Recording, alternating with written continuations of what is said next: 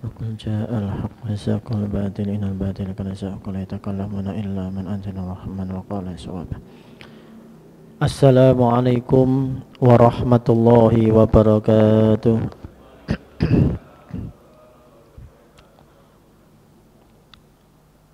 Ila hadratin Nabil Mustafa Muhammad Rasulullah sallallahu alaihi wasallam wa ala alihi wa zawjihi wa dhurriyyatihi summa ila jami'i ikhwani min amil muslimin wa sahabat susan ila Sultan al-Awliya Asyam al-Qadir Jalla wa Sallallahu Hasan al-Basri wa ila hadrat Syekh wa ila ummi Sallallahu wa ila hadrat Syekh wa sallallahu alaihi wa sallam Sufyan al-Asari wa ila hadrat Syekh Aimatul Mujtahidin wa usul imam al-imam wa hadrat Syekh Muhammad al-Ghazali wa tusi wa ila khususan ila musannif hadzal kitab Asy-Syaikh Al-Habib Abdullah bin Alawi al-Haddad wa usuli ma furu'ihim wa ila hadrati kutubi hadzal zaman wa sairil awliya syai'u lillahi lana wa lahumul Fatihah. A'udzu billahi minasyaitonir rajim. Bismillahirrahmanirrahim. Alhamdulillahi rabbil alamin arrahmanir rahim maliki yaumiddin. Iyyaka na'budu wa iyyaka nasta'in. Ihdinas siratal mustaqim. Siratal ladzina an'amta 'alaihim ghairil maghdubi 'alaihim waladdallin. Amin. Bismillahirrahmanirrahim. Alhamdulillahilladzi mala'a quluba awliyaihi bimahabbatihi wahtasu arwahahum bisuhudi azamati wa hayya'a asrarahum lihamli abai ma'rifatih. Allahumma salli ala sayyidina Muhammadin abdika wa nabika wa rasulika nabil ummiyi wa ala alihi wa sahbihi wa sallim tasliman biqadri azamati zatika fi kulli waqtin wa hin. Subhanaka la ilma lana illa ma 'allamtana innaka antal alimul hakim. Qala rabbi shrah li sadri wa yassir amri wahlul 'uqdatam min lisani yafqahu qawli. Amma ba'du. Hadratul Muhtarimin, para alim, para ulama, para jamaah segenap jamaah Masjid Ar-Raudhah, jamaah sholat maghrib, lain insyaallah sholat isya. Alhamdulillah kita bisa ditakdirkan untuk bisa memulai kembali pengajian rutin kita Selasa malam Rabu, setiap 1 minggu sekali mengaji kitab Risalatul Mu'awanah. Saya minta maaf kemarin Selasa yang lalu sepertinya miskomunikasi ya. Jadi saya ditelepon Pak Muji, ternyata ditunggu sama orang-orang ngaji di sini. Loh, saya belum ada info. Jadi saya belum nerima informasinya. Kebetulan juga saya kalau nggak ada pengajian itu di kantornya itu agak santai. Jadi saya pulangnya itu nyampe rumah hampir maghrib sudah mepet. Jadi saya nggak ada info sama sekali. Saya maghriban sama keluarga di rumah. Jadi saya tenang-tenang saja gitu. Memang sengaja agak lambat karena di kantor kebetulan agak padat. Mohon maaf, jadi akhirnya saya insya Allah di minggu sekarang ya baru kita bisa mulai. Mudah-mudahan ini menjadi awal yang baik ya, semua ada hikmahnya, kita ditadikan istiqomah sampai dengan akhir hayat kita semua ya, diniati sampai akhir hayat ngaji terus pokoknya. Sebelum kita mulai, Bapak Ibu sekalian, ini ada permintaan bantuan untuk kirim doa ya, dari saudara kita. Bertepatan malam 7 harinya Mas Abdi Kurniawan bin Sudaryono ya. Mudah-mudahan almarhum diampuni Allah Subhanahu wa taala, diterima segala amalnya, kemudian bagi keluarga yang ditinggalkan diberikan ketabahan. Ala hadiniyah wa likulli niyatin sholihah. Al-Fatihah. A'udzu billahi minasyaitonir rajim. Bismillahirrahmanirrahim. Alhamdulillahirabbil alamin arrahmanir rahim maliki yaumiddin. Iyyaka na'budu wa iyyaka nasta'in. Ihdinas siratal mustaqim. Shiratal ladzina an'amta 'alaihim ghairil maghdubi 'alaihim waladdallin. Amin. Bismillahirrahmanirrahim. Kita mulai dengan jilid 2 ya, jadi kemarin sebelum Ramadan pas jilid pertamanya selesai. Faslun Ini pasal yang menerangkan atau bab baru. Wa alaika bil mubadarati ila da'i ma faradallahu alaik. Usahakanlah oleh kalian untuk melakukan atau untuk menetapi bil mubadarati, untuk segera ya. Ila da'i, memenuhi atau mendatangi ma faradallahu alaika, apa-apa yang difardukan, untuk memenuhi apa-apa yang diwajibkan oleh Allah alaika kepada engkau. Minal haji, yaitu khususnya kewajiban untuk haji, wal umrati, dan umrah. Indal istita'ati, yaitu ketika kita ini istita'ah, memiliki kapasitas, memiliki kemampuan, mampu secara harta, mampu secara sehat jiwa raga, maka itu segera. Wa iyyaka wat ta'khira, hati-hati, takutlah untuk mengakhirkan ya. Jadi menunda-nunda untuk daftar haji ataupun umrah. Nah, apakah umrah itu wajib? Iya, wajib bagi orang yang belum pernah umrah. Bagi orang yang belum pernah umrah dan haji, umrah itu wajib. Lalu dengan kondisi sekarang bagaimana? Dengan kondisi antrian haji yang 30 tahun ya. Apakah mendahulukan hajinya atau umrah dulu? Ya lihat umurnya. Kalau kata beberapa ulama ya lihat umurnya. Kalau umurnya sudah 50 ke atas, sebaiknya dahulukan umrohnya. Tapi kalau masih 50 ke bawah, utamakan hajinya. Begitu. Setelah nanti sudah daftar haji, sambil menunggu barangkali ada rezeki, jenengan bisa umroh. Tapi kalau sudah umur 60 apalagi 70, kebetulan kok ada petok sawahnya yang payu, sedangkan beliau juga tidak pernah haji dan umroh, dahulukan umroh saja. Karena umurnya sudah 60 atau bahkan mungkin 70. Mumpung anaknya dapat arisan misalnya begitu. Belum tentu dapat rezeki lagi. Tapi kalau masih di bawah 50, misalnya 40, apalagi masih seperti saya begini 30, ya dahulukan hajinya. Wa iyyaka, dan hati-hatilah atau takutlah untuk menunda-nunda. Ba'da khusuliha, sesudah kita ini hasil apa itu istita'ah. Jadi kita sempat punya uang banyak. Katakanlah habis dapat landasan ya, tambaknya atau sawahnya, sehingga mendapat ganti atau dibeli oleh pemerintah 500 juta atau berapa begitu ya. Dapat rezeki nomplok kan tiba-tiba. Nah, itu menjadi istita'ah. Yang awalnya mungkin tidak mampu menjadi mampu. Lalu lebih memilih untuk uang 500 juta itu digunakan yang lain-lain. Sehingga yang lain-lain itu ternyata habis ya. Maka itu tidak mengurangi kewajiban yang karena sudah masuk kategori istita'ah. Lah aku nyekel duit 500 juta mek dilu. misalnya begitu. Cuma berapa bulan itu sudah habis. Lah habisnya buat apa? Ya macam-macam, buat beli mobil, buat beli apa? Ya macam-macam.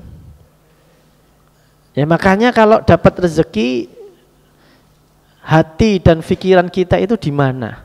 Itu ya.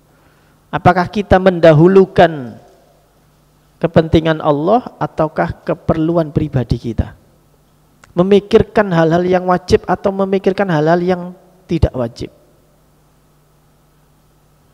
Ya. Jadi jangan dikira kalau dapat rezekinya cuma sebentar, tidak sampai seperti dulu kasusnya ini apa namanya di Tuban itu ya, desa miliarder. Nah itu kan dapat MM-an itu ya, Tuban. Dapat minimal itu warganya dapat 2 miliar. Loh. Ternyata sudah 1 tahun mereka demo, Pak. Setelah 1 tahun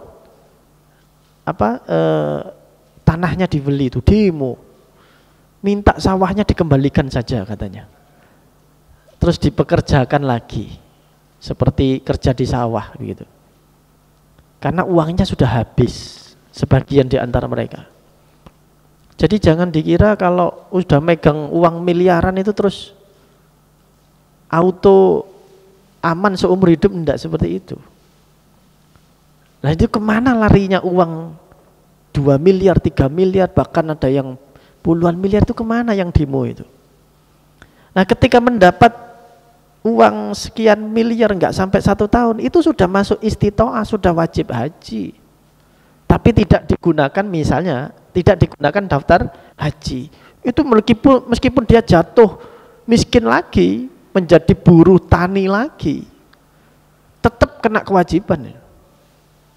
Ini ya, ini yang harus difahami. Dikiranya nanti oleh masyarakat awam istitoah itu mampu ya sak terus ya sugih terus, itu enggak seperti itu. Kalau ada rezeki, rezekinya halal, ndang digunakan untuk haji. Nah, tentu dengan sudah kebutuhan-kebutuhan dasar kita terpenuhi ya. Kebutuhan bukan keinginan.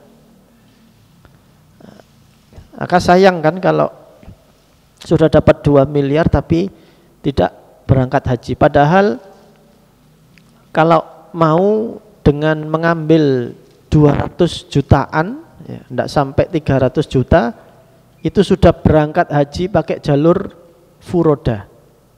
Full roda itu tidak pakai antri. Tahun ini daftar, tahun ini berangkat. Itu jalur furoda. Kalau haji plus kan masih ngantri ya, 7 tahun, ada yang 6 tahun, 5 tahun haji plus. Tapi kalau jenengan ada rezeki agak sedikit banyak, itu 200 jutaan, koma berapa gitu ya, nanti cari harga yang pas, itu sudah bisa berangkat furoda. Nah kalau 2 miliar kan bisa berangkat suami istri ya susuk akeh kan gitu. 400 atau 500 juta disediakan untuk haji furoda, langsung berangkat tahun itu juga. Nah kenapa nggak kepikiran kan, macam-macam ya orang kan, prioritasnya yang mana. Nah farubbama ajasta, kalau seandainya itu terjadi kemudian ada kebangkrutan ya, seperti tadi dapat sekian miliar kemudian uangnya habis, aumita, atau kemudian kedahuluan umur, masih megang uang 2 miliar, tidak segera berangkat haji, nggak daftar-daftar, diputer aja duitnya, sehingga berbulan-bulan ternyata meninggal, itu juga sudah istitoah. Ba'da tamakuni, sesudah orang ini ada kemampuan, ada kemungkinan ya untuk melakukan haji. Fayastakirul wujubu, mongko dadi tetap apa kewajiban fi zimmatika, di dalam tanggungan ya, kita semua. Nah, itu akan menjadi beban kita nanti di akhirat, karena sudah mampu kok gak budal, sudah ada kesempatan rezeki dari Allah tidak segera didaftarkan. Beda soal kalau kita sudah daftar kemudian kita mati. Sudah daftar, ya, katakanlah masih antri berapa tahun kemudian mati, ya sudah. Itu kan bukan ketanggungan ya. Itu sudah takdirnya Allah, itu sudah terhitung orang itu melaksanakan kewajiban. Wa tu'addu muqassiran, dan hitung-hitunglah ya. Jangan sampai sembrono ya. Jadi harus pinter-pinter ya. Kita harus memikirkan bahwa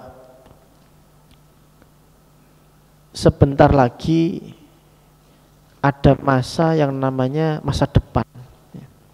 Para pebisnis, para investor itu selalu memikirkan masa depan, hari esok. Tetapi masa depan di dunia itu sebetulnya masih masa sekarang, al-ana. Maksud masa depan di dalam pandangan ajaran Islam itu adalah al-ana, pakai ain hamzah, itu adalah akhirat. Itulah masa depan yang sesungguhnya. Maka kalau ada kesempatan ya, seperti hanya investor itu, jangan foya-foya, jangan leha-leha, investkan uangnya. Nah, kita pun harus begitu. Dengan dibalik ya, perspektifnya, cara pandangnya, kalau ada rezeki segera dialihkan menjadi akhirat. Uang itu supaya menjadi uang akhirat, rezeki akhirat. Karena apa-apa yang ada di tangan kita itu akan lenyap, tapi apa-apa yang ada di sisi Allah akan abadi. Ma indakum yanfadu wa ma indallahi baqi. Apa-apa yang ada pada tangan kita ya kita genggam, kita jaga, itu akan musnah. Wa ma indallahi, dan apa-apa yang ada di sisi Allah baqo, ya bersama Allah akan abadi. Maka kalau kita dapat uang, kalau pengen caranya uang itu abadi, ya serahkan sama Allah. Di antaranya adalah untuk daftar haji, sodako, infak, wakaf. Tanah itu kalau kita biarkan ya memang harganya naik, harga properti naik. Tapi naik pun kalau kita meninggal ya sudah ditinggal kan begitu. Tapi kalau tanah itu kemudian kita manfaatkan, kita wakafkan, kita gunakan untuk kepentingan umum, kepentingan agama, wa indallahi baqi, maka dia akan abadi selamanya. Dia akan menjadi tanah surga. Maka orientasi kita ya harus selalu bagaimana rezeki kesehatan kita ini kita berdayakan, kita upayakan untuk segera menuntaskan kewajiban-kewajiban yang diperintahkan Allah Subhanahu wa taala. Waqad qala alaihi salatu wassalam, Nabi bersabda, man lam tahbishu hajatun dohiratun au maradun khabisun au sultanun jairun wa mata wa lam yahujja falyamut insya'a yahudiyan wa insya'a nasraniyan. Siapa orang yang tidak menahan ya, keinginannya, keinginan dohir, keinginan duniawi, atau dia tidak juga terkena penyakit yang membuat kita itu tidak bisa pergi haji, au sultanun, atau juga tidak ada pemerintah kerajaan jairun yang jahat yang membuat kita itu tidak bisa haji. Jadi uangnya cukup, tapi dia tidak bisa ngerim keinginan. Tubuhnya juga sehat, umurnya juga masih kuat katakan. Kemudian tidak ada pemerintahan atau kerajaan yang menghalang-halangi dia untuk melaksanakan haji. Jadi beda soal kalau misalnya pada saat dia kaya, dia mampu, dia sehat, dia mau berangkat haji, kemudian kerajaan Arab Saudi sedang perang misalnya, tiba-tiba ikut bagian untuk nyerang Israel atau konflik Iran dengan Israel. Misalnya begitu, sehingga negara itu menjadi tidak aman. Nah, itu kewajiban haji gugur. Seperti halnya kemarin ada Covid, ya kan? Kemudian ditutup Masjidil Haram selama 1 periode haji atau 2 periode? 1 periode.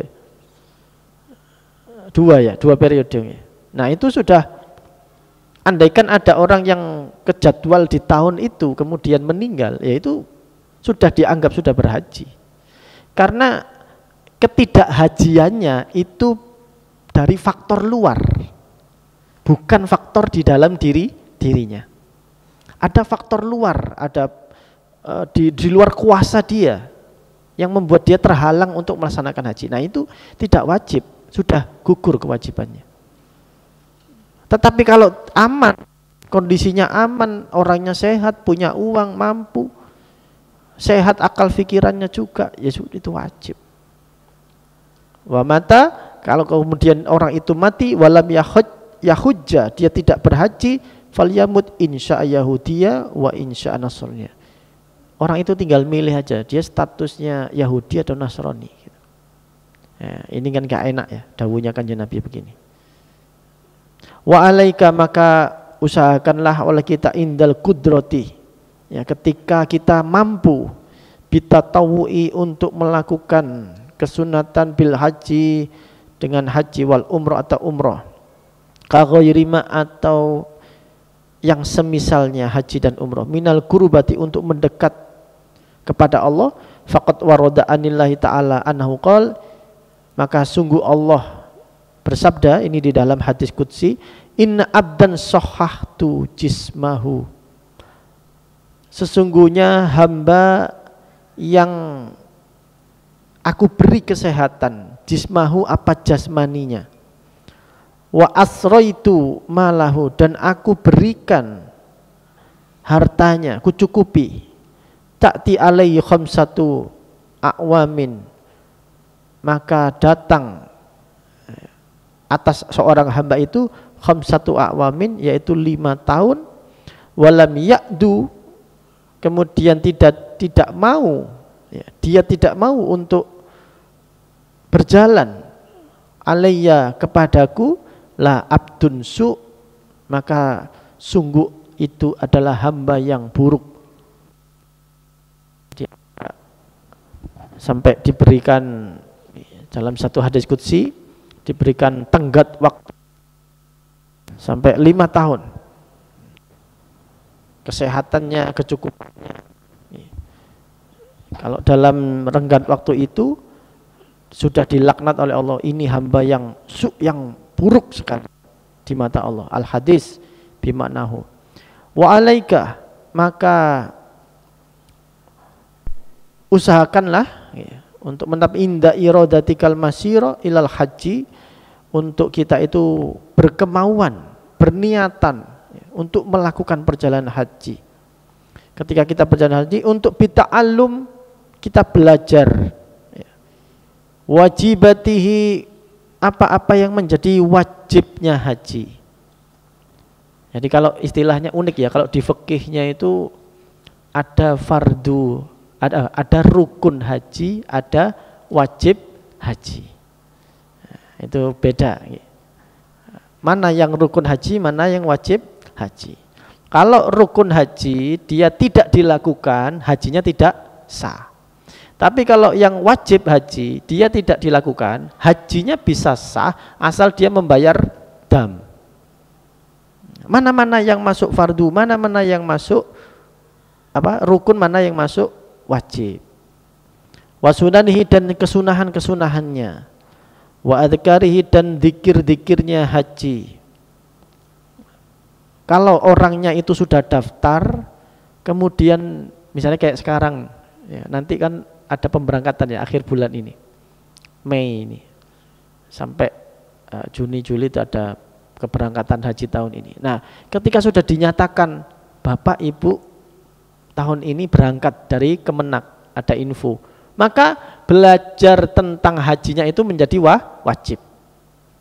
Tapi kalau untuk kita-kita yang belum ada pengumuman dari Kemenak, masih menunggu mungkin 2 tahun lagi, 3 tahun lagi, atau bahkan 10 tahun lebih, itu belajar ngaji fikih hajinya itu sunnah.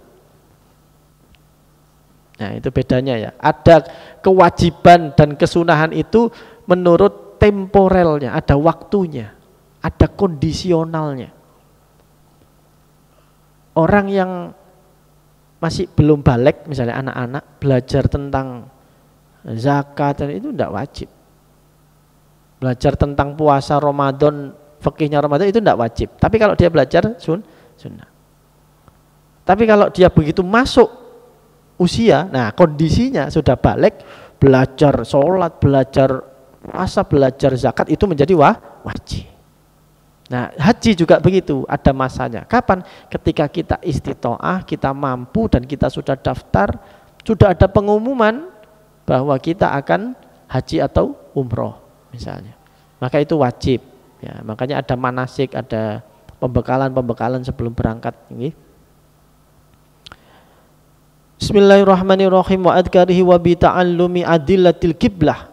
Nah, kalau dulu ada belajar ilmu mempelajari tanda-tandanya kiblat, karena zaman dulu tidak ada kompas, tidak ada map, jadi penting untuk menghitung arah kiblat. Ya, itu banyak yang ada teorinya. Ya. Warukhasi safar, dan bagaimana untuk mencari ilmu tentang mengetahui seluk-beluknya perjalanan. Nah, apalagi di negeri yang jauh zaman dulu, bagaimana perjalanan kalau melintasi laut misalnya pakai kapal. Nah, ilmu yang menunjang apa-apa yang wajib, ilmu tersebut menjadi wajib. Itu usul fikihnya begitu. Apa-apa yang menjadi penunjang, support bagi tegaknya kewajiban, maka dia dihukumi juga dengan wajib. Ada orang kalau enggak nikah itu zina, misalnya, karena memang mungkin dia ya enggak bisa ngempet atau gimana ya. Kalau dia sampai tidak menikah, zina, berarti nikahnya wajib bukan sunnah. Berarti dia ikhtiar mencari jodoh. Misalnya dia mendatangi ta'aruf misalnya, majelis ta'aruf, mendatangi ke kiai untuk dicarikan jodoh, ikhtiarnya ini berangkat itu wajib juga. Jadi apa yang mensupport tegaknya kewajiban, dia itu juga menjadi wajib. Apa-apa yang mensupport keharaman, maka itu juga haram. Keharaman itu tidak ada kalau misalnya tidak ada tempat-tempat maksiat itu, kalau tidak ada izinnya itu tidak bisa berdiri, misalnya begitu umpama. Tapi ternyata ada orang yang mengupayakan supaya itu legal. Ada orang yang membantu supaya itu berdiri, supaya bisa lancar kemaksiatan. Itu haram juga. Yang membantu itu juga haram. Nah ini hati-hati ya. Ada usul fikihnya begitu. Nah dulu mempelajari lika-likunya perjalanan itu wajib. Nah kalau sekarang insya Allah kan sudah pasrah aja ya, tinggal pasrah sama Pak Pilot, sudah insya Allah beres. Mungkin kalau sekarang ya kewajibannya mempelajari seluk-beluknya travel atau agen-agen haji umroh. Ini hati-hati ya, karena banyak yang nggak bisa berangkat, uangnya sudah katut sekian puluh juta, itu hati-hati. Berarti mempelajari tentang travel, mempelajari tentang seluk-beluknya agen-agen umroh dan sebagainya itu wajib. Mana yang bodong, mana yang enggak. Wa adabihi, dan mempelajari tata krama di dalam haji dan umroh. Selama perjalanan bagaimana. Wa ma yuqalu fihi minal adhkar, dan mempelajari apa-apa yang nanti akan diucapkan, dizikirkan. Wala taj'alil hajja mushtarikan bainahu wa bainat tijarah. Jangan jadikan haji itu menjadi ternodai ya, dikotori dengan niat-niat berbisnis. Jadi sekalian aku haji ambek nang kono kok dodolan bisnis mulai nggawa hasil, waduh. Itu enggak boleh ya. Mayoritas ulama melarang itu. Apalagi kalau sudah diniati dari rumah, itu enggak boleh. Jadi hal-hal yang mengotori ibadah itu harus dihati-hati Bapak Ibu. Apalagi kalau daftar hajinya menggunakan rezeki cipratan dari 271 triliun. Itu jangan sampai, jangan mau. Mentang-mentang diciprati wis gak apa-apa wis. Diciprati 10 miliar engko Gusti Allah dikei haji furodae 200 juta. Gusti Allah mek dikei iku kok cek beres, dikirane cek lancar. Itu tidak diterima oleh Allah. Orang yang daftar haji, daftar umroh, hasil dari uangnya itu bukan uang rezeki yang halal, tidak diterima. Udah nggak usah ngomong tentang rukun sahnya, nggak usah ngomong sudah. Kita sholat saja pakai sarung, pakai peci, pakai mukena, itu rezekinya itu belinya dari uang haram, tidak diterima sholatnya. Sajadah yang kita gunakan, sajadahnya itu beli dari uang haram, tidak diterima sholatnya. Hati-hati. Jadi hati-hati pada rezeki yang haram, niat-niat yang tidak benar ya. Bal yambaghi alla yashabaka min mata'id dunya. Kembali bahwa seyogyanya alla yashaba, yakni tidak mencampuri ya min mata'id dunya, dari kenikmatan-kenikmatan atau kesenangan-kesenangan dunia, jangan itu. Jadi murni untuk ibadah semuanya. Ilama tuksidu infaqoh, kecuali apa yang tujuan itu hanya untuk infak, untuk berbelanja selama keperluan perjalanan, boleh. Fi muddati safarika, di dalam selama masa perjalanan. Apakah beli oleh-oleh boleh? Ya boleh. Boleh. Kalau beli oleh-oleh kan bukan buat berdagang ya. Nah, itu kan hadiah. Hadiah itu malah sunnah ya. Hadiah itu boleh. Wa in kana la budda, dan kalau memang harus, fajtanib, maka jauhilah ahdama yuskhiluka, yaitu apa yang bisa menyibukkan engkau an adail manasik, untuk fokus pada manasik. Nah itulah uniknya ibadah haji itu adalah, haji umroh itu ibadah disebutnya manasik. Apa manasik? Manasik itu adalah napak tilas ya, Bapak Ibu. Napak tilas itu kan ya apa ya? Ya harus mendatangi tempat-tempat dan melakukan seperti yang dulu pernah dilakukan, itu napak tilas.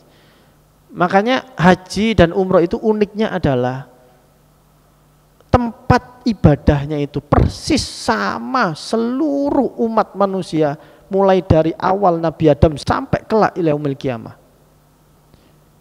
Kita sholat, kita kan sholat di sini, di Ar-Raudhah, ya kan? Kalau Kanjeng Nabi sholatnya di Masjid Nabawi. Sholat bisa di mana-mana, artinya bisa jadi ada perbedaan. Zakatnya bisa pakai kurma atau beda-beda kan. Puasa juga kualitasnya beda-beda. Tapi kalau haji dan umroh itu persis, Pak. Caranya, tempatnya, mana yang diinjak, mulai dari Nabi Adam, Nabi Ibrahim, sampai Nabi Muhammad, para aulia, siddiqin, wassolihin, ya di situ. Ya di tempat itu persis sudah. Apa yang diinjak Nabi Ibrahim, diinjak Siti Hajar, Nabi Ismail, ya di situ. Kita injak juga di situ. Makanya disebut manasik, napak tilas. Mana Arafah? Ya itu Arafah, tidak ada tempat lain namanya Arafah. Tidak ada padang Arafah, ya cuma itu saja. Jabal Rahmah ya cuma satu, ya di situ. Jadi itulah uniknya ibadah haji itu, napak tilas ibadahnya. Karena itu ibadahnya butuh fisik ya, yang kuat. Memang gitu. Meskipun ini bukan jaminan juga, karena banyak juga anak muda yang nyampe sana tiba-tiba ngelemprek ya. Yang sudah sepuh ternyata nyampe sana sehat ya juga ada.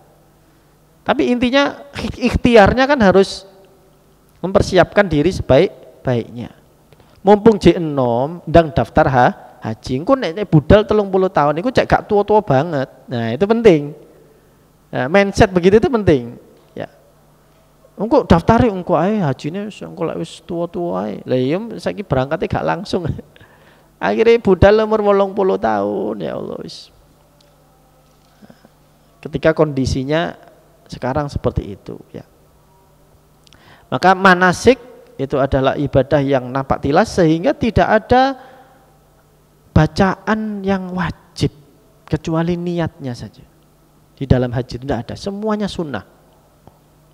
Jadi kalau jenengan pernah umrah atau haji itu ada apa doa tawaf pertama, tawaf kedua, keempat ya. Itu semua sunnah, tidak ada yang wajib. Andaikan jenengan tidak baca juga tidak apa-apa. Karena yang penting adalah napak tilasnya itu, berjalannya tawaf itu ya mengitarinya. Bukan dongone itu tadi bukan. Itu ya itu sunnah saja, hanya pelengkap saja. Intinya ya di jalan itu tadi, melaku. Sa'i ya begitu.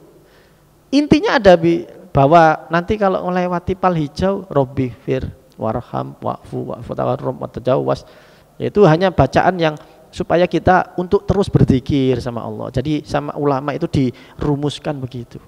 Tapi andaikan enggak apa-apa.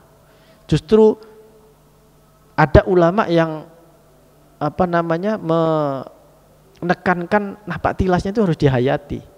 Ya. Jangan sekedar fokus pada bukunya ini tadi, diwolak-walik. Makanya ada cerita sampai di tawaf itu ada cerita orang tawaf pertama, tawaf kedua gitu, itu lupa.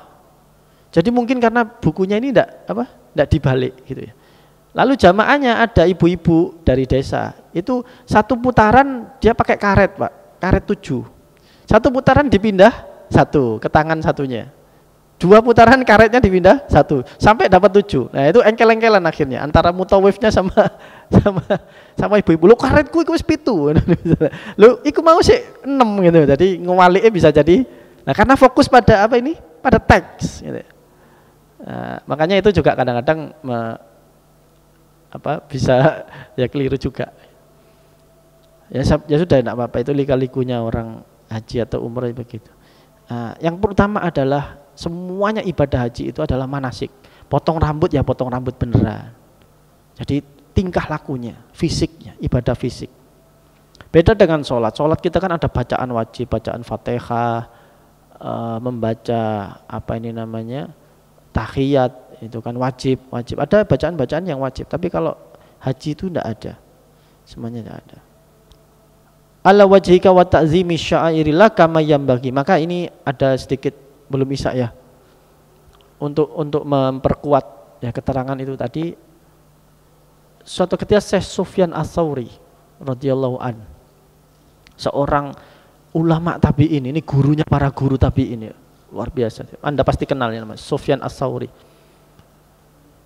Itu suatu ketika beliau haji ya. Kemudian pada saat tawaf dia itu ketemu atau berpapasan dengan anak muda. Di tawaf pertama itu bersebelahan begini, dia baca sholawat. Sholawatnya sholawat Jibril juga yang pendek. Sholawat Muhammad, sholawat Muhammad, sholawat. Kedengaran kan? Biasanya kalau di sana kan gitu ya kedengaran. Orang Robbana atina fid dunya sampai buanter. Akhirnya banter-banteran. Ternyata itu baca sholawat. Di putaran kedua, jejeran lagi baca sholawat lagi. Ketiga sampai ketujuh. Hari ini kok mau maca sholawat ya gak apa-apa sih, maksudnya kan ya gak ada yang wajib juga ya. Saya Sufyan Ats-Tsauri juga tahu gitu, cuman anak ini kok rada unik ya gitu. Ada sesuatu ya. Akhirnya sebelum sa'i mau setelah berdoa di depan multazam itu ditanya sama Syekh Sufyan Ats-Tsauri, wahai anak muda, kamu kok dari tadi kok baca sholawat, apa ndak hafal tak sama doanya yang tawaf pertama tuh? Apa ndak punya bukunya kalau zaman sekarang? Loh, sampean siapa? Saya Sufyan. Sufyan Ats-Tsauri. Al-Yamani. Iya. Saya Sufyan Ats-Tsauri yang aslinya orang Yaman.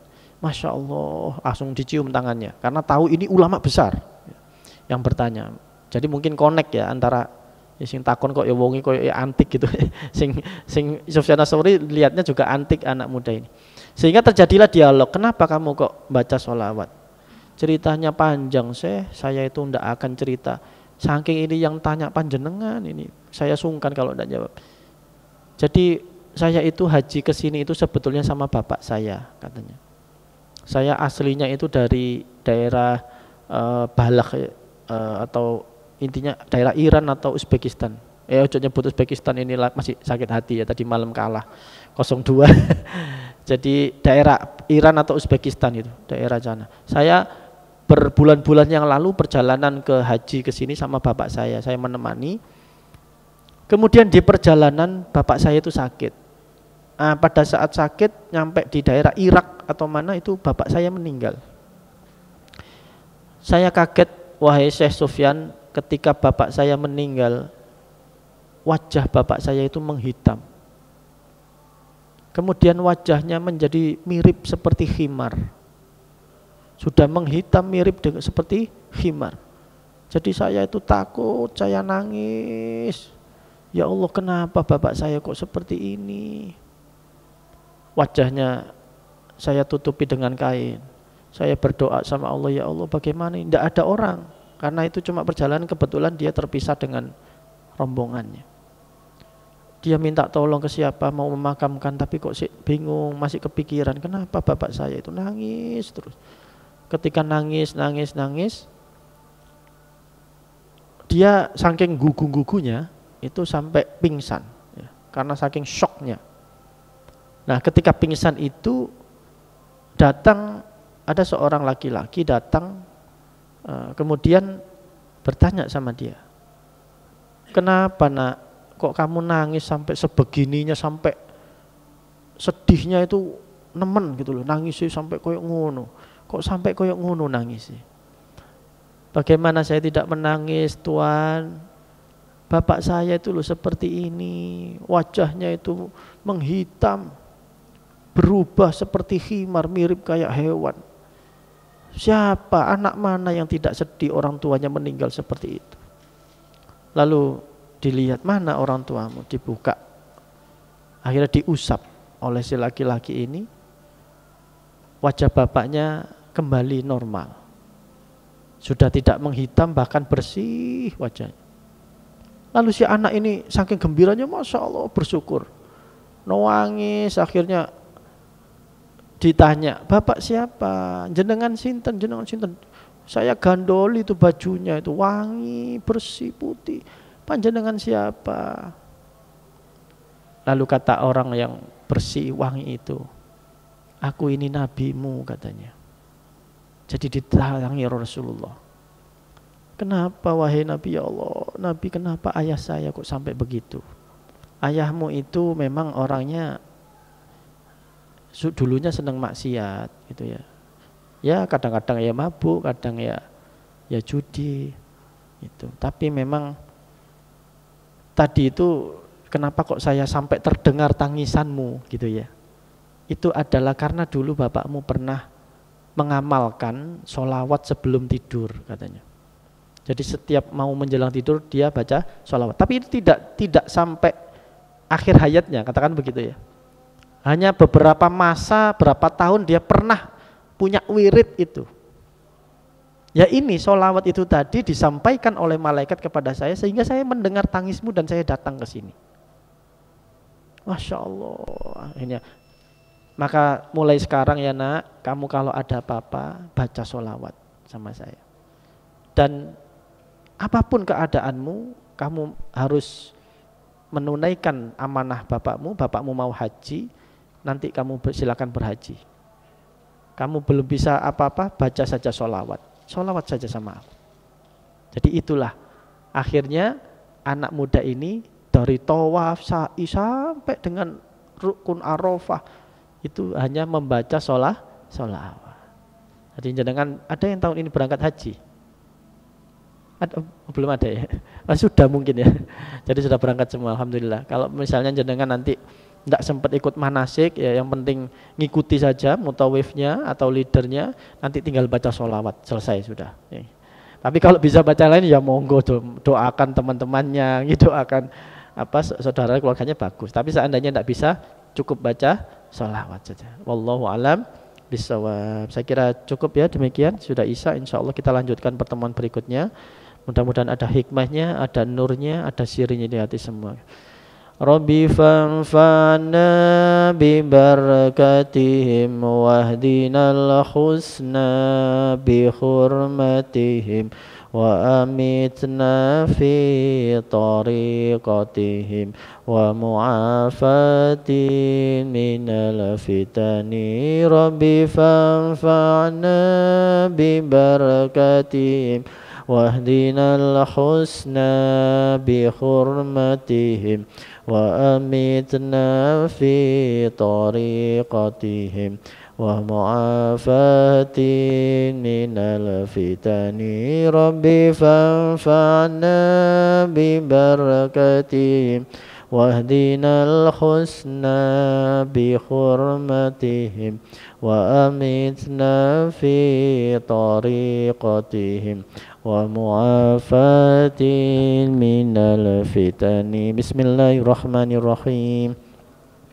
Allahumma inni astaudi'uka ma 'allamtanihi fardudhu ilayya inda hajati ilayhi wa la tunsinihi ya rabbal alamin. Allahumma inni astaudi'uka ma 'allamtanihi fardudhu ilayya inda hajati ilayhi wa la tunsinihi ya rabbal alamin. Allahumma inni astaudi'uka ma 'allamtanihi fardudhu ilayya inda hajati ilayhi wa la tunsinihi ya rabbal alamin. Subhanakallahumma bihamdika asyhadu an la ilaha illa anta astaghfiruka wa atubu ilaik. Assalamualaikum warahmatullahi wabarakatuh.